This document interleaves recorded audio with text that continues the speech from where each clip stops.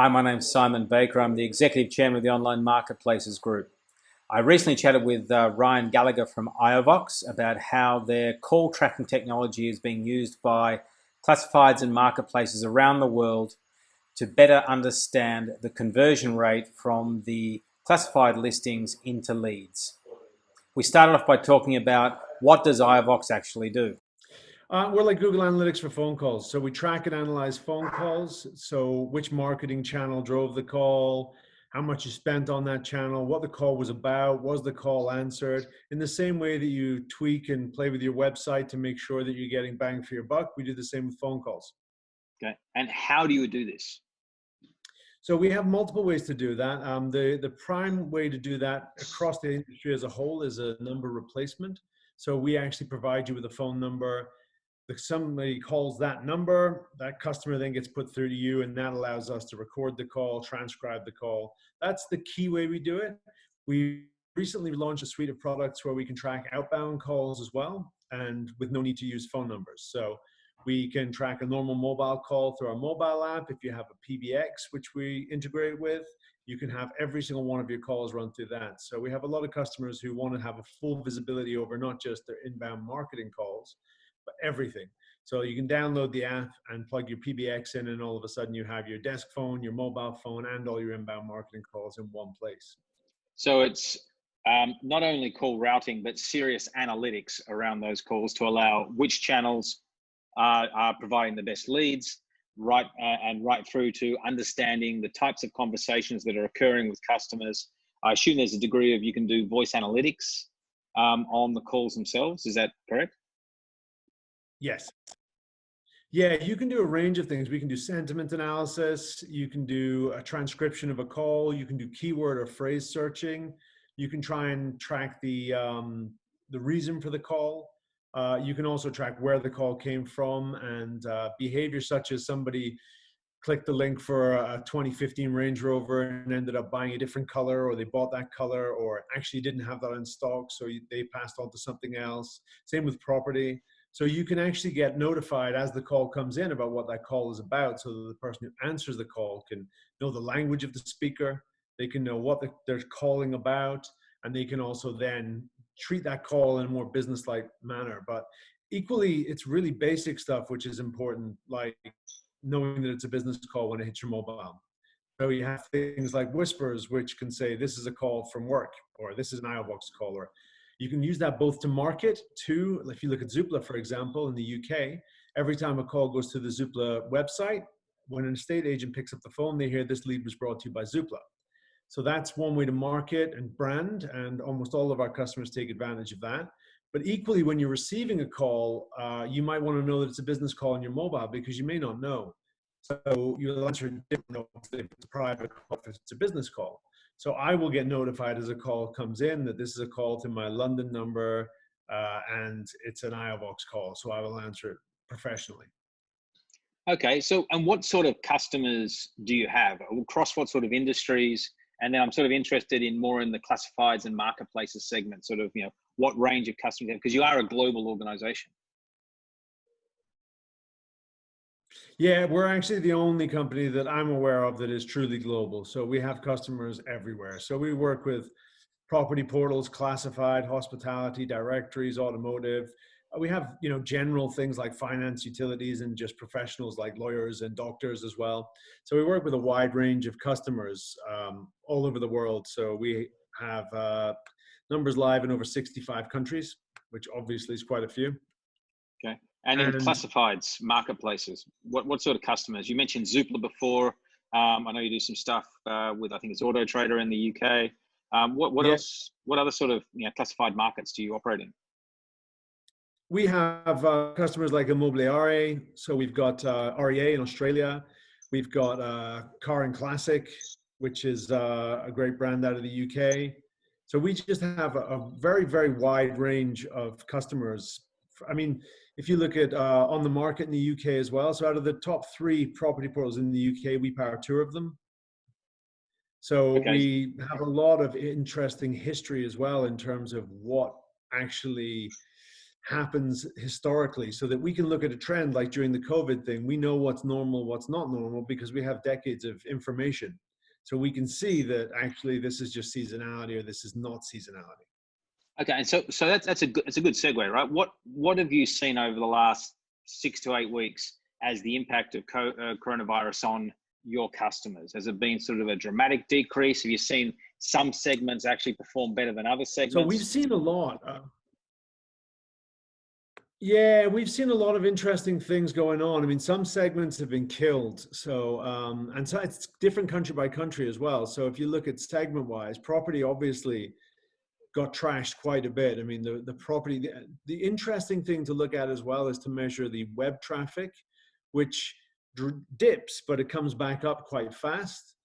But the problem is that doesn't match sales. So you've got a lot of people who are bored sitting at home with nothing better to do than look at property or look at cars online. So that's one of the issues a lot of businesses are having, that they're traditionally measuring things based on web hits, but that's no longer a healthy measuring stick for your business. So we've found that phones actually are, obviously you're not going to get bored and just phone up about a property. So we've seen that actually is a much more tangible sort of way to measure how your business is doing. So we've got a lot of customers across the world, obviously, who are, they don't, in all honesty, don't wake up in the morning and the first thing they used to look at was their call reports. But that actually is now one of the things that they're doing. So we have, managing directors of company, or first thing they're looking at their dashboard and seeing how many calls did we get yesterday, because that now is a proper way to measure how much business they're actually doing. So yeah, it's interesting to see that, you've got segments like the classified segment as well, that has obviously gone down. So we've seen on average a drop to about 31% in classified, 37% in property. And directories, interestingly, has only dropped to about 64%. Automotive's dropped to about 50%. And then you've got things like finance and utilities, which are, in the late 80s, 90%. So they haven't been hit that much. But over the past 2 weeks, we've seen a bit of a ramp up across the board on all of those things. But we've seen hospitality, interestingly, decline continuously month after month, including the past 2 weeks. Whereas everything else is moving in the right direction. Directory is staying fairly flat. Automotive is coming back, but not as fast as you'd think. Property has boomed. Property, the inquiries are going through the roof there in comparison to what they were even just a few weeks ago. And the same with classifieds. We're seeing an increase of 31% of what we would consider the norm to about 47%. So we're seeing different sectors behaving in different ways. And the same thing by countries. If you look at country by country, just throw a couple of countries out there. I mean, there's a big change where calls aren't being answered as well across the board. So some countries are worse than others, and I won't blame and name and shame them. But the average answer rate now is about 30%. So what we've seen is a lot of people are calling to try and get things and not getting anybody to pick up the phone at the other side, which is also, not obviously a great situation.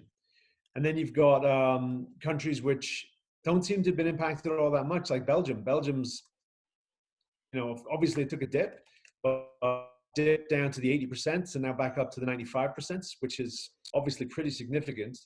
Greece has dipped very low and come back very fast, which is also interesting. Italy dropped down to about 19% of what we would see as norm, and that's up to about 55% now. UK dropped to about 55% and is now up to about the 70% mark.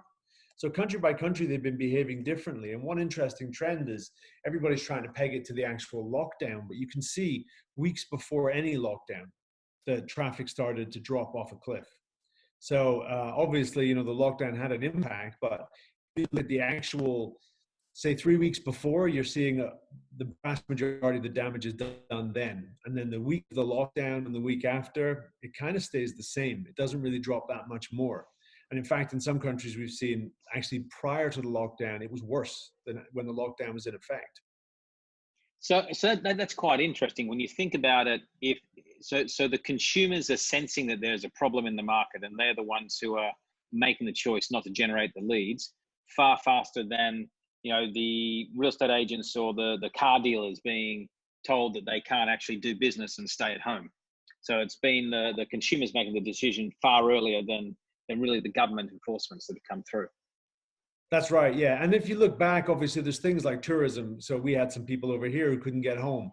So, you know, there were things already starting to shut down before the government shut them down. Started working from home way in advance of it becoming an actual requirement by any country's laws. But I think a lot of businesses did the same as well. But people themselves were worried. So you can see it's interesting to see even like, you know, the week after lockdown, things started to pick up a little bit in some countries. Not that they boomed back, but you'd think that, you know, it would go into a steady decline. That didn't really happen. It kind of flatlined. Okay, so then the question you have is, you know, you've got a whole bunch of products and solutions out there. What ones have worked best for your customers during this over the last, say, 4 to 6 weeks, and why have they worked well? Is it a change in consumer behavior, and do you think that change in behavior is going to continue even after the lockdown restrictions are really eased? Yeah, so we've seen a lot of it. We rushed to market with a couple of things, one of which was our call center solution where people can actually just have a phone number route to a bunch of mobiles. It's really simple. So we've seen some customers jump to using that, which allowed them to continue to service customers from home using their exact same phone number. So they didn't have to say, hey, now, obviously, everyone's using Zoom as we are or Teams or whatever, but it's very different from having a phone number on your website that just all of a sudden doesn't get answered anymore.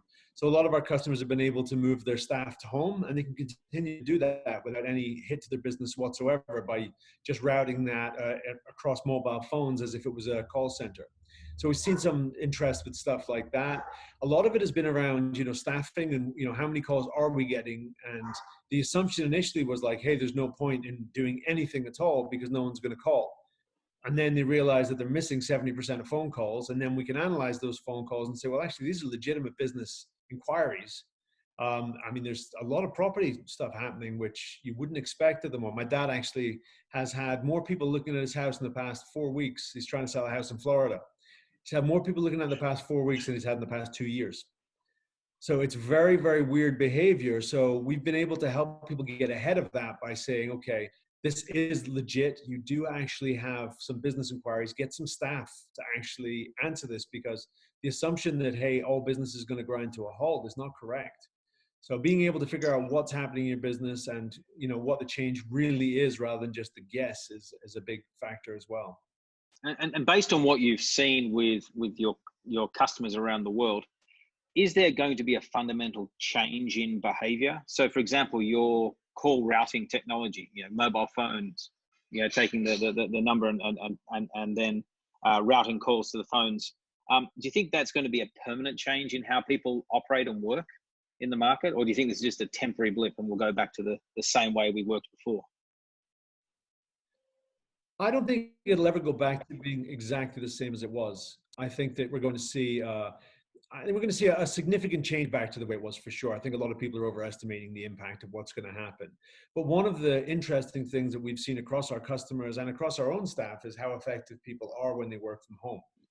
So there's less of a requirement for people to go into an office. And I think that's a big thing. So I think if I owned office real estate right now, I'd probably be not so happy because, you know, there's been proven that effectively people can work from home. And a lot of our customers are saying, why go back to the office? We'll pay a fortune for an office. And there's a knock-on effect for staffing as well, right? So if you've got an office in San Francisco and your staff have to live in San Francisco to go to your office in San Francisco, not only does your office cost a lot of money, but your staff have to get paid a lot of money to be able to live in San Francisco to be able to commute to the office. So we've seen a lot of people who are saying, hey, can I move further outside London, San Francisco, and just commute? Or just, just actually dial in. And we've seen very little impact on our staff ourselves. And we're seeing the same from our customers who are saying, why have to pay people more? Pay people the same amount or less when you're hiring new people. Let them live a better lifestyle and come into the office once or twice a week if needed.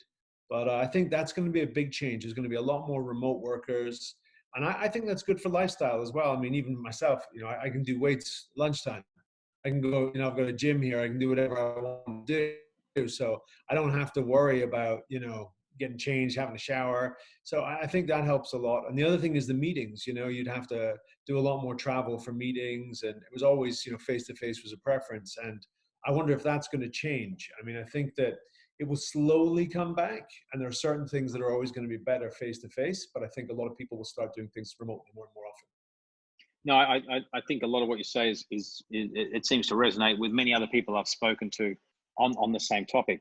The what's interesting is that a lot of the solutions and the products that you have fit neatly into this more social distancing, work from home environment. The call center solutions, for example, great analytics to allow management to wake up in the morning and find out how truly effective their sites are versus just looking at traffic to the site. They can now actually far more attuned to understanding the results generated. Are you finding that the usage of your products is increasing as the crisis continues? Yeah, honestly, we planned and budgeted for a lot worse than we got, to be frank. I mean, we thought we would have, and we have some customers who are hurting, no doubt about it. We've helped a lot of customers out. We've gone below our contractual levels with a whole bunch of even significantly large customers just to help them out. But what we've seen is actually an increase way above what we planned for. So we're very happy with the results, and we're very happy as well that it's kind of put what we do into the forefront, because phone calls were always the sort of, in most businesses anyway, the sort of the poorer brother of the web traffic, because there was so much information on web traffic that was available. Now what they're seeing increasingly is web traffic experience, and it's not always an actual call to action. It's bored people. So nobody picks up the phone and phones up about a car unless they have some interest in it. So we are seeing that our core value proposition is becoming more important and becoming more valuable, as you would, to our customers, which is great. And even just the management of their own staff to come to that conclusion that I came to before about, are our staff effectively working from home? To do that, because when you take a call, you can share that call with your boss, you can share it with your team, you can share your notes, you can do all that sort of stuff so that you can collaborate properly, so that people know what you're doing, and you get reward for actually being able to prove that you're working even though you're at home. So there's less of an impetus to get back to the office so that people can see what you're doing, because you can show them what you're doing. Ryan, I love what you guys do. So thank you very much for taking a little while to chat about the business. I wish you the best of luck and continued strong growth.